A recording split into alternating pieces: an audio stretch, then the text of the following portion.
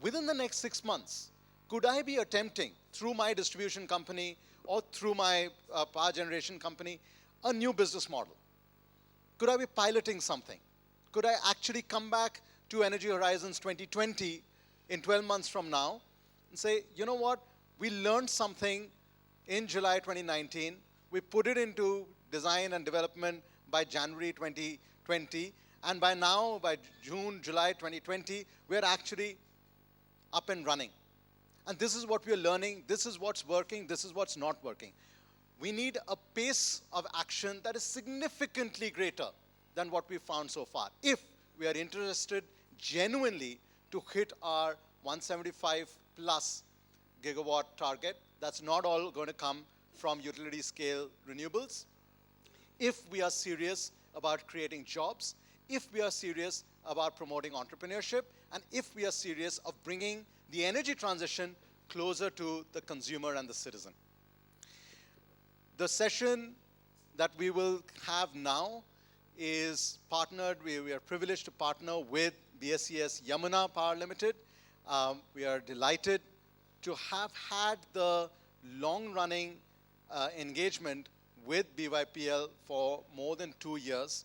In fact, just going back to the point I was making about the pace of change, last year when we did our dialogue, we just presented the preliminary ideas of the new business models that the CEW team and the BYPL team had together developed. And by this year, 12 months later, we are here to present to you much more concretely developed business models and also tell you that we are ready to pilot. We've got regulatory clearances, some of the laws and regulations have changed, the outreach to consumers has increased, we're ready to pilot. This is exactly the challenge I am throwing to all of you, that come back to us with not one story from Delhi, but 10 stories from across India of this is what you managed to do in the next 12 months. I'm privileged to welcome Mr. Jitendra Nalvaya from BYPL. Thank you, sir.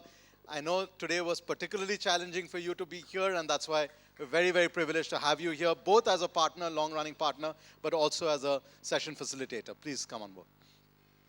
And you've already heard from my colleagues, Neeraj, Kuldeep, and Salna Saji. May I welcome you, please, on out here. You know, the exciting part about things at CEW is that most, if not all, the work that my colleagues do, I would fail the test on any of that. And so I come to work every day learning from what my colleagues are doing, the business plans they're developing, the modeling they're doing. And on the rooftop side, Neeraj and Selna are part of the team that's driving that part of the revolution.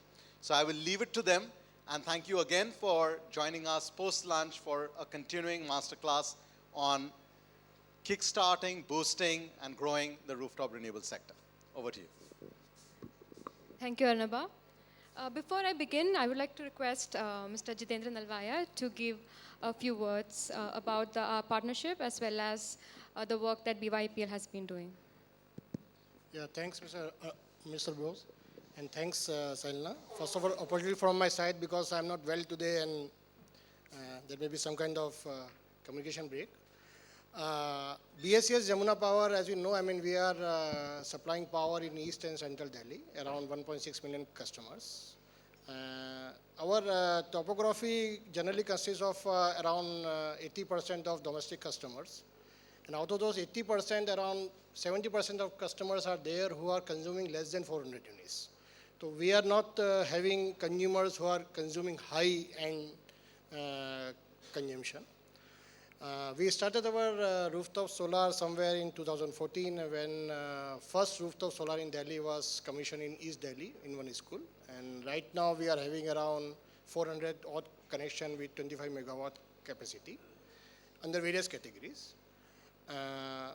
We have started looking around 2 years back when we realized that our domestic penetration, residential penetration in the rooftop was very low. I mean, when we were having around 15 megawatt capacity, our rooftop penetration in domestic was around 1 megawatt. Then we deliberated and then we discussed with CEW what could be the business model which could be available to the consumers in East Delhi, especially, or Central Delhi, where they do not have roof at all. I mean, it's a requirement of consumer awareness in residential consumers, because when we had the stakeholder consultation, when we approached to the residential consumers, we found that there was some kind of communication gap. They were not even knowing about the rooftop benefits, what benefit they will get after installing, what kind of models are available. It can be CapEx, it can be RESCON, so on and so forth. So with this survey of around 1,000 customers, I think report will be published, report is available in the outside. Then we had a program from GIZ, from World Bank, PwC, to create more awareness towards the customers. And with all those kind of awareness programs, and there was one program done by BRPL in Dwarka also, and that was, and with all the kind of things, I mean, we are getting now good penetration, getting around 10 to 15 domestic customers application per day. I mean, that's quite encouraging for us. But at the same time, the issue at the ground level remains there with some kind of financing, some kind of business model. I mean, what could be available for the customers who are having one roof and 4 or 5 customers are there. So DRC has come up recently with the virtual net metering and group net metering regulation. I think that will going to help a lot in this kind of penetration. And at the same time, I mean, we need more business model. I mean, business model which could be available, which could be beneficial for the customers, for the utility as a whole. So I'm thankful to CEEW who have created all kinds of business model and various tools, I mean, just to assess what kind of business model are available and could be beneficial for the particular type of customers. Maybe they are staying in unauthorized colonies, or they are staying in Jhuggi-Jhopdi areas, or housing societies and other localities. So. Thank you, sir.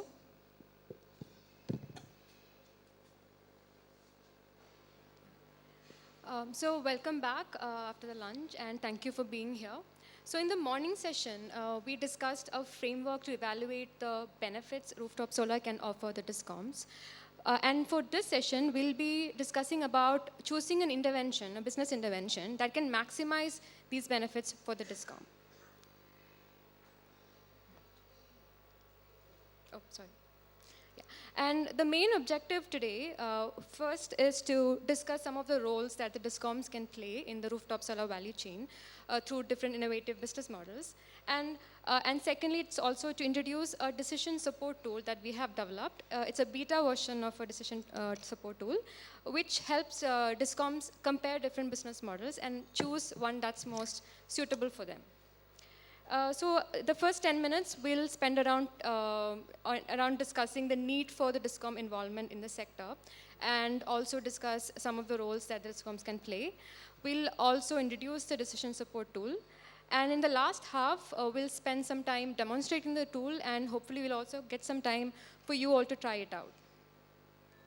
So as we all know, the electricity distribution network is undergoing a transition, and rooftop solar and storage are two of the technologies that are having a major impact on the distribution networks. So as we move to a more decentralized network, the two major impacts that the DISCOMs face, one is the uncertainty in assessing demand, and second is the loss of their best-paying consumers, as commercial, industrial, and the high-paying residential consumers are the ones who move to rooftop solar in the beginning itself.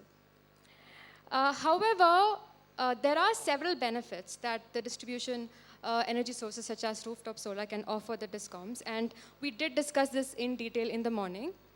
But as you can see, the rooftop solar generation coincides with around 15 to 18% of the peak load of the DISCOMs across India.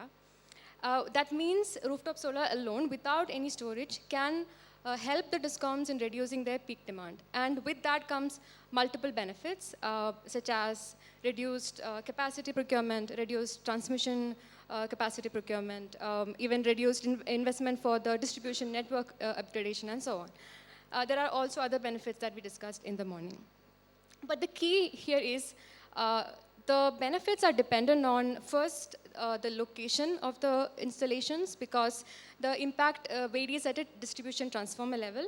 And second is the consumer category in which the system is installed. So there's a need to manage this proliferation of the rooftop solar so that the DISCOMs can maximize the benefits.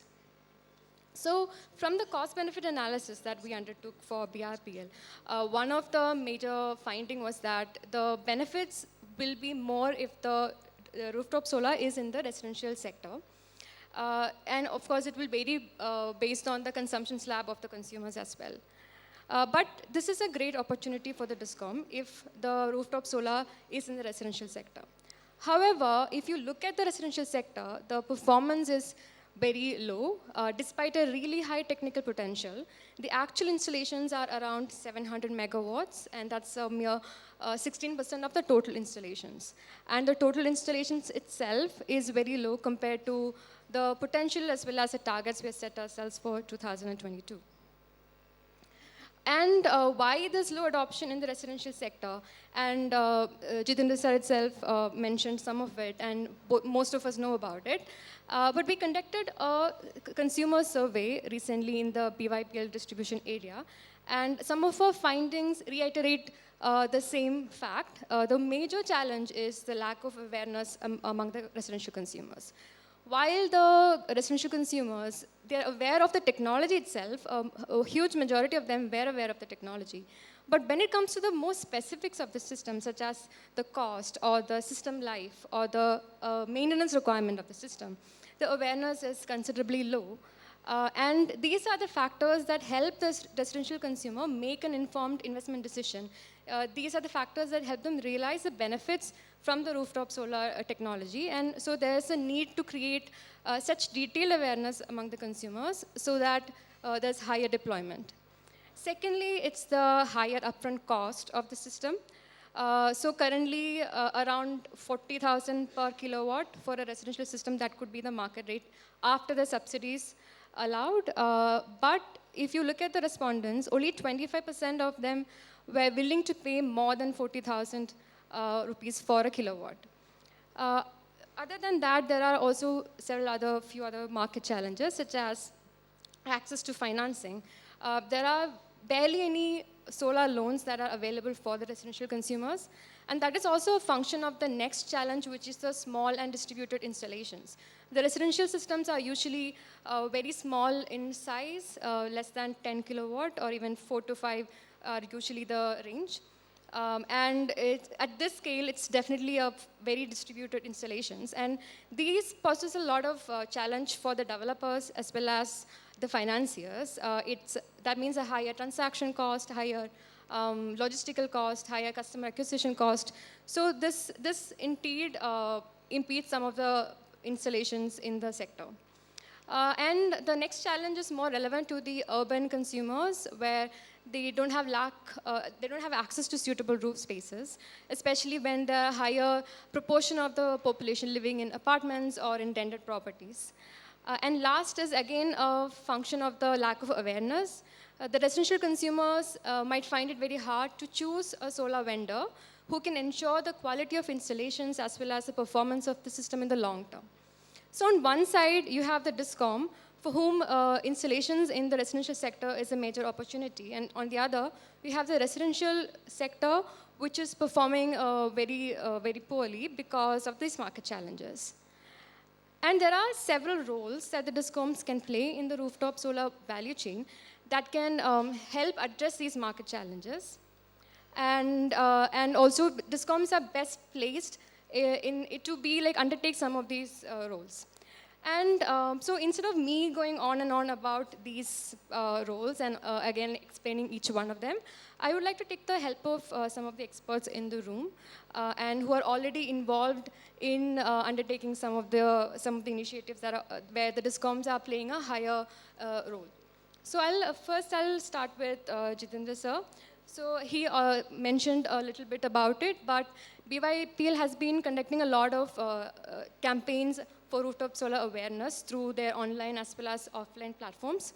So, sir, if you could tell us about some of the initiatives that BYPL is taking, and also tell us how these initiatives have helped address the challenge of consumer awareness.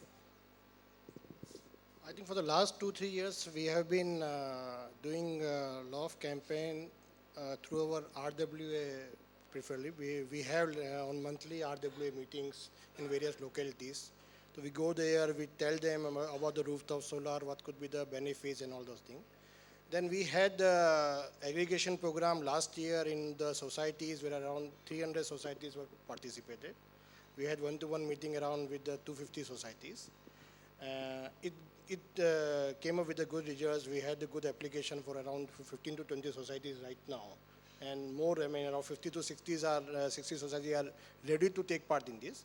But since the CEEW societies are having long decision-making issues, I mean, first their members, then the society members, and then the residents, and all those kind of approvals have to be taken by their secretaries and all those things. Then we are also doing a lot of awareness program through media, through SMS, through our bill mode, because we have one annexure to the bill which is dedicated for the customer communication only. So we give a lot of communication with that. At the same time, we still feel, there is a lot more to be done when the residential consumer awareness program is to be done. And we are happy. MNRE has recently come up with a new scheme where the DISCOM have to be in the as a lead partner and for creation all those kind of things. I think more and more awareness and the trust between the developer and consumer has to be there, and DISCOM can play a very good role. Thank you, sir. So I think it makes sense. DISCOMs are in constant contact with the consumers, be it through the electricity bill collection or the customer service offices they have, or other offline and online platforms. So DISCOMs are in a very good position to use this opportunity to create a lot more awareness about the rooftop solar technology. So just like awareness, DISCOMs could also be central to mobilizing communities. And there are multiple initiatives around community mobilizations that have been planned under the US-India Clean Energy Finance Task Force. So we have with us Ms. Ruth Koo, who is a senior energy finance advisor at the Bureau of Energy Resources of the US State Department, and she has been spearheading the task force. So I would request Ruth to tell us about the initiatives around community mobilization that are being planned, and also how you envision the role of DISCOMs are going to evolve in community mobilization in the urban as well as in the rural setting.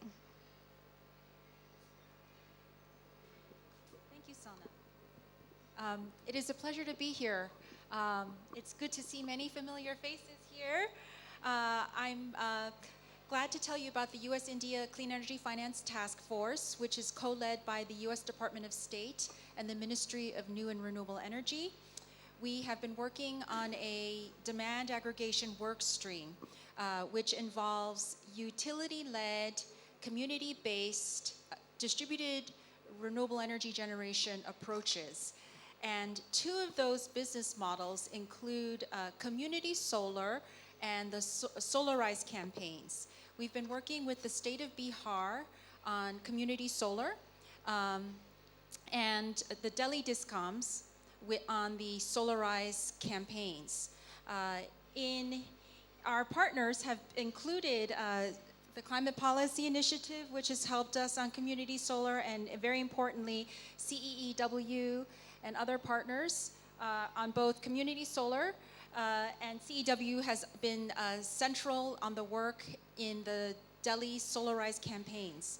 On community solar, we see the DISCOMs being central in leading the deployment of these distributed assets, which are considered a medium option between utility scale projects and haphazard rooftop projects.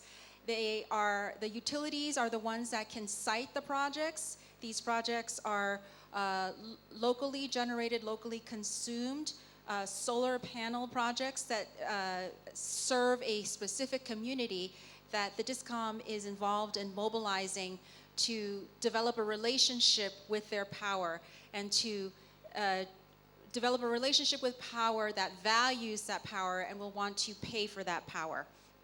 And the DISCOM itself, by having this asset on their balance sheet, will derive many benefits in terms of procurement savings, in terms of ATC loss reductions. And so we are spearheading this pilot in the state of Bihar, and it is moving forward. We're very glad to say.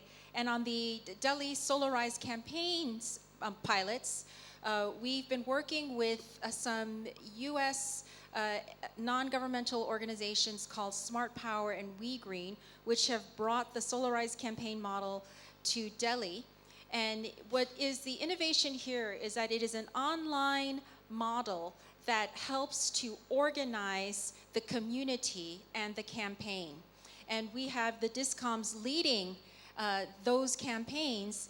They are the sponsors of those online campaigns that have the on-the-ground outreach coupled with the connection of the online platform, which organizes the entire campaign. And it is a more market-based way to move the rooftop solar market away from subsidies to a place of self-sustenance. So that's pretty much, in a nutshell, what we're doing under the task force. Thank you, Ruth. So as Ruth mentioned, so the planned initiatives include use of online as well as offline platforms to mobilize the communities, and that it's very important to mobilize communities for rooftop solar, as it can help in increasing the awareness, as well as it also makes it possible to have shared systems where a group of consumers are sharing a single system which is located within their community. That gives access to the technology to a larger proportion of consumers in the urban areas who otherwise wouldn't have been able to install a rooftop solar system. Similarly, one of the other challenges is the small and distributed nature of the residential installations, and that's where demand aggregation comes into play, or any kinds of aggregation. So DISCOMs could play a role in aggregating either consumers, or it could be aggregation of suitable rooftops, or it could be even aggregation of a loan program where consumers are given a loan to install rooftop solar. But we already have several examples of demand aggregation that had been undertaken. And I would first like to ask Abhishek from BRPL. The BRPL had spearheaded the Solarized Dwaraka program. So I would like to ask Abhishek, could you share what was the role of BRPL in undertaking this Solarized Dwaraka campaign, and also how the involvement of DISCOM benefited the other stakeholders in the value chain? Yeah, thank you, sir. Thank you, Selna. This initiative was called BRPL Solar City Initiative. We launched in January last year, 2018. And we started, and we chose the sub-city of Dwarka because we have a lot of societies, just like in my colleague's area, Patpadganj. You have a lot of societies, in Tata's also you have a lot of societies.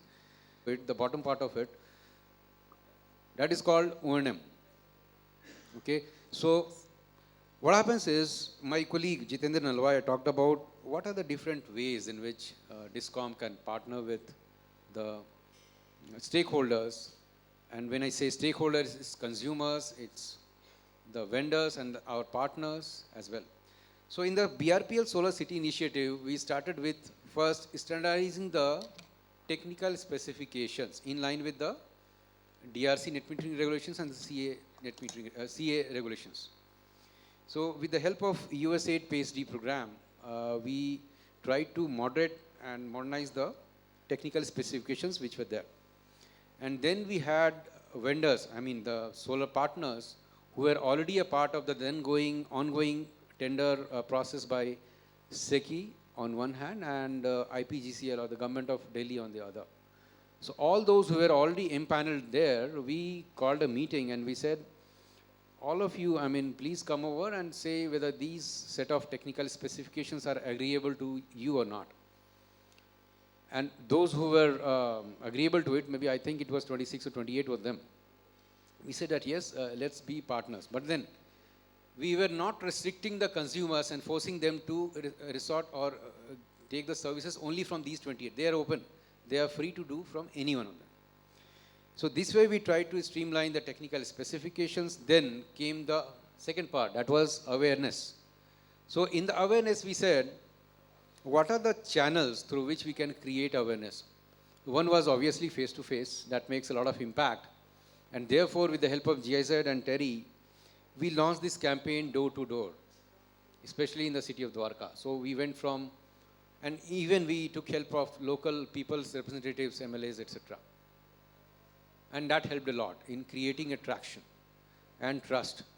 So what happened was, the people, they had a list of common questions. So they say, the most important one is trust. Like tomorrow, this vendor, today he's there, tomorrow he might not be there. So these kind of questions, very typical questions.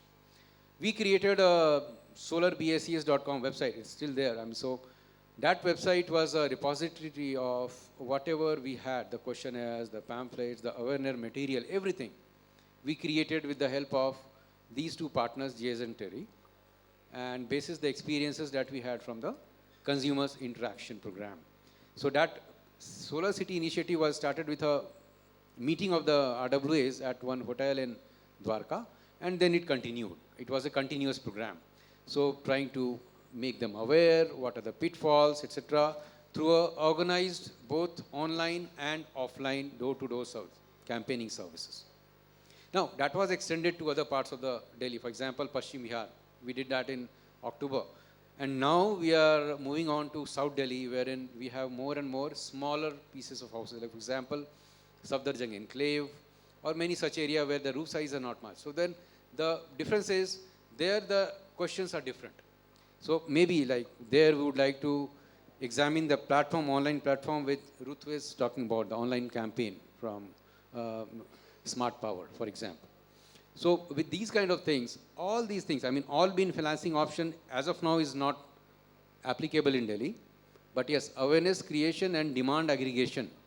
These are the two things that we are doing. Next is facilitating, and all the DISCOMs are doing that, facilitating consumers to apply for net metering online. Like for example, we are accepting all the applications online, no need to come to. So it's a seamless experience for the consumers.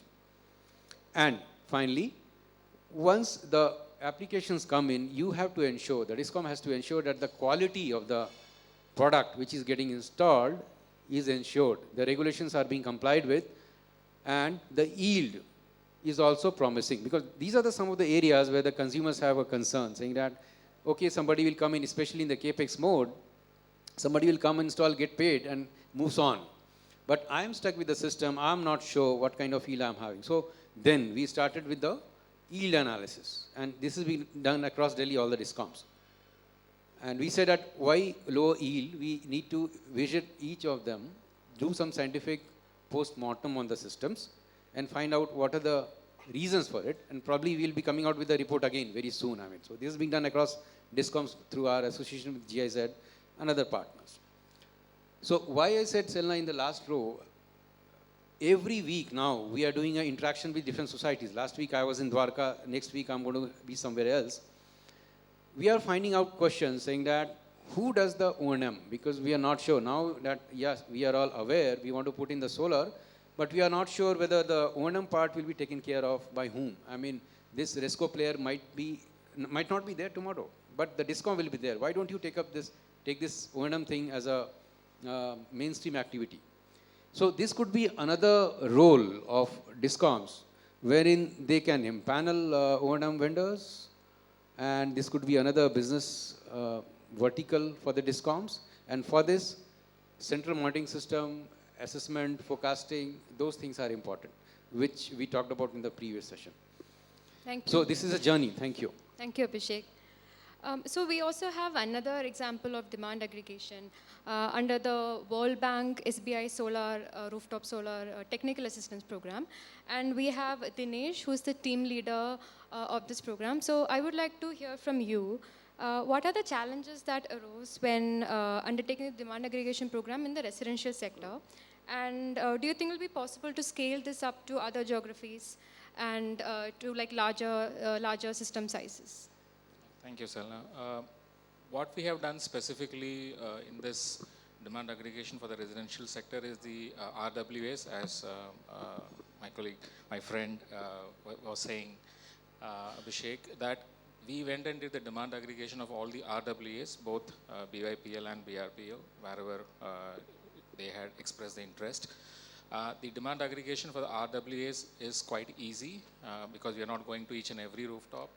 So from that angle, it was a kind of a one-time exercise in terms of, first of all, sensitizing them. So we went along with the DISCOM officials and then had a kind of a one-to-one sessions with the RWAs, and then got the consent and then started sending the people to do the on-site assessment. So we did a kind of, I would say, 70% online and 30% on-site because we can't do everything. So from that angle, the data collected then was put on the data room, which was then accessed by the vendors who participated in the bid. So it is as simple as that, but it wasn't. It took a lot of time in terms of getting into the RWAs and then accessing the details, getting access to the electricity bills with the help of DISCOMs as well, and then put forth all the data so that the vendors can access the right data at the right time to make the right decision for bidding. But it doesn't happen always like that because the assessment which we do online or the on-site, the accuracy levels vary, and the vendors, the kind of methodology they use to assess also vary. So we also had some feedback in terms of what is the difference between what we provided in the demand aggregation platform and what they end of the day by implementing it. There is always a difference, but fortunately the feedback which we got was around 90% to 95% they were matching. In few cases it was not at all matching. There are a lot of other reasons to do that, but we are still improving the way we should do this demand aggregation for the RWAs. So I'm insisting on that. But if you pick up the individual residences, like the way you presented in the morning, it's not going to be that easy, but as you may be aware and audience are aware, that CEEW is doing a kind of a pan kind of a state or a city or a district kind of a data collection. There are a few private developers who are creating a kind of a kilometer range mapping and then try to understand how the residential rooftop can be designed.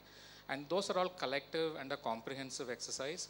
And the utility of that data has to be, is yet to be seen. So we are not commenting on that, whether that is going to be available to you and me tomorrow so that we can take a investment decision by contacting the vendor or through an online portal. So that is the second step where we see the large scale collection of data of the roof and then further going down to design it and then provide that information to the vendors directly, or the DISCOM or the nodal agency can then take the data and provide it. So these are the two differential approach we have seen.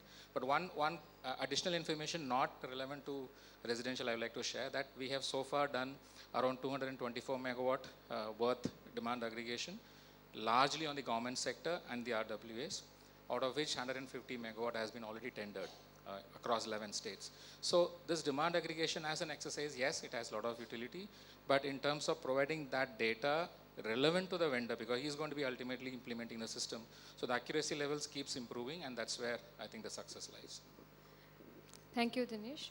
So we heard examples of demand aggregation and combined with awareness is helping the adoption of rooftop solar in the residential sector.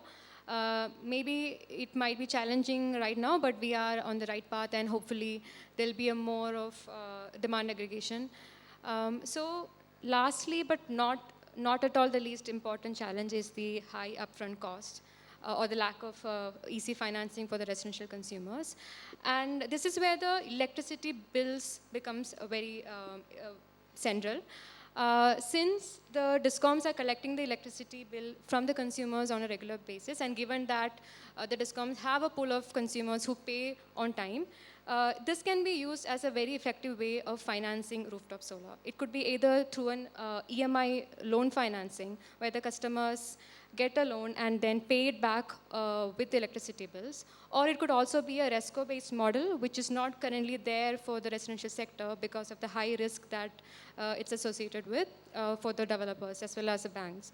But if the payment collection for the RESCO model is done through the DISCOMs, the risk can be minimized considerably, and that then it becomes possible for it to be implemented in the residential sector as well.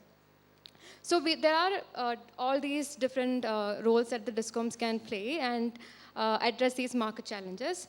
But if coming back to the session in the morning, to maximize the benefits for the discom from undertaking these roles, what is key? One is the location of the systems, and second is the consumer category. So therefore, we propose this to develop a rooftop solar program for the license area.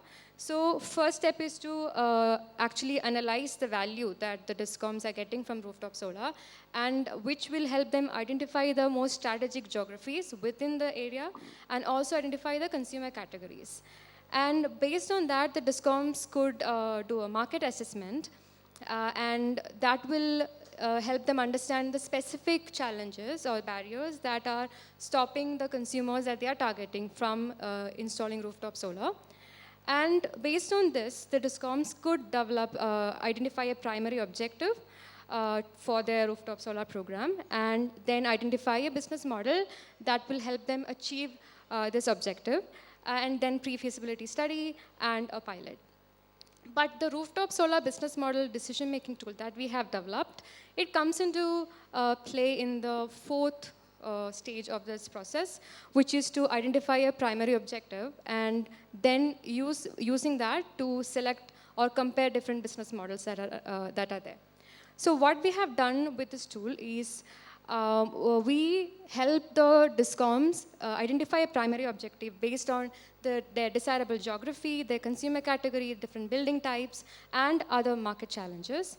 And the tool will give different business model options from which the discoms can choose from. It also helps them categorize or compare based on different preferences for the discom, such as the risk to the utility, the need of level of involvement from the utilities, and so on. And the second phase, which is not there in the beta version, is a pre-feasibility analysis, but the full version would have a complete techno-economic analysis for any given consumer category of the discom license area. So that the tool can also undertake this for the selected business model, which then helps discom choose the right business model for them. And these are the components we have in the tool. Like I said, the current version has the option to choose an objective, and it will display the different business models that are available based on the objective. And you can also see the different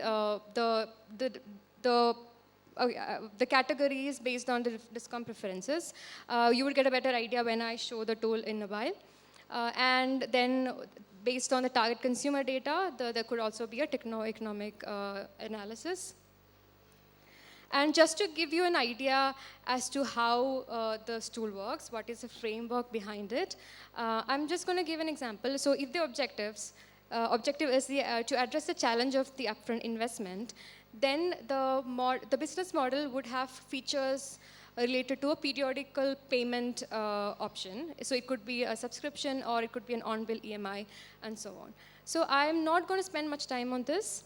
I will actually do a demonstration of the tool, and you could also try it out at the same time. Neeraj would help you with that. Yeah. So once again, the tool is already loaded on the laptops which are there on your tables. We will also be sharing the web link. The web link is also available, so you can also access the tool online on your laptops. The web link is also compatible with the mobile version, so you can also access the tool on your mobile phones and see, play around with different objectives and various recommendations that will come out for different consumer categories. Thank you.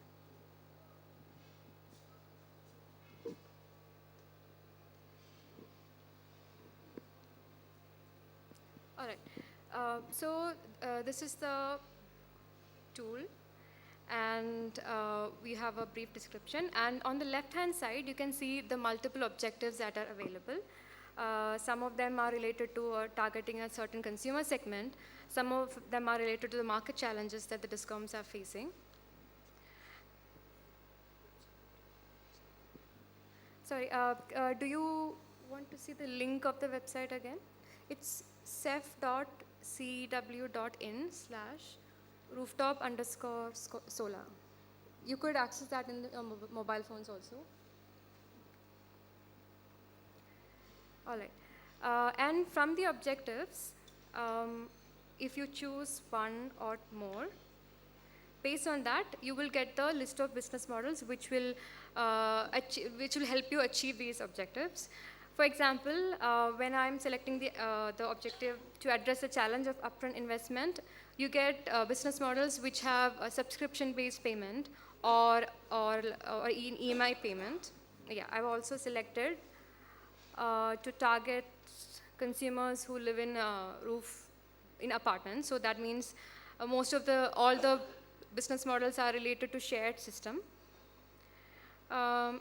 You can also again choose more objectives.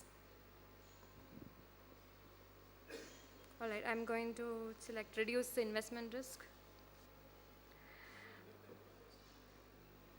So I'll just demonstrate the tool and then you can also see the different DISCOM preferences, either level of involvement, revenue to DISCOM, risk to utility, and so on. And if I click on it, then you go to a more detailed description of the model. You have a short description here. You also have a schematic which explains how the model works. And then you can see the different benefits to the stakeholders, DISCOMs, consumers, and developers. And on the right-hand side, you can also see the different features of the business model, the target consumer segment, the location, the asset ownership, the metering arrangement, the role of DISCOM, etc. And below, you can see the different DISCOM preferences. So the DISCOMs could use this as a parameter to select which one they would want to consider. We would soon also have a feature where you can sort the business models based on these parameters. And these parameters we have identified based on a qualitative analysis. And I'll just briefly describe this particular business model that we have selected. It's a community solar subscription model. It's similar to the model that Ruth explained that we are going to pilot in Bihar. This is a RESCO-based model, but the rooftop solar system is shared by different members in the community. And the community members then subscribe to a share of the system, and then they make monthly payment to the DISCOM. So here the DISCOM also plays the role of payment collector, which then the DISCOM passes on to the developer.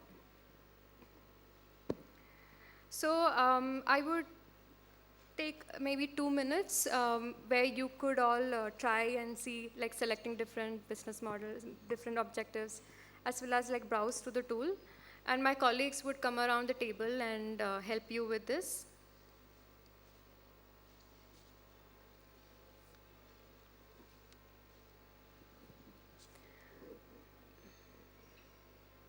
Meanwhile, we could also take a few questions, and I can answer the question, and if I feel someone else is better placed to answer, I'll also redirect the question.